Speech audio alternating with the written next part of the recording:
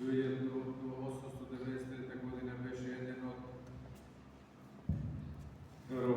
видните ученици на браќата Кирил и Методи и како кога во 1893 година неговиот брат Константин беше назначен за словенски епископ во Велика, на неговото учителско место во Кутничевица беше назначен Наум Охридски во Охридската книжевна школа во Македонија.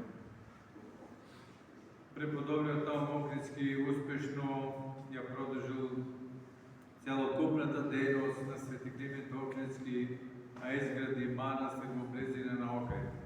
Познато е дека се занимавал со литературна дејност, но неговите текстови се уште не се идентификувани.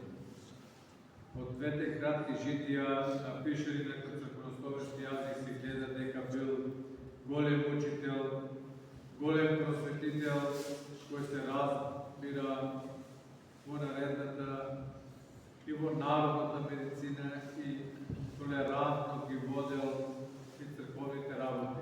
Животот на светиот Наум Охридски тече паралелно со оној на Свети Климент Охридски и Наум.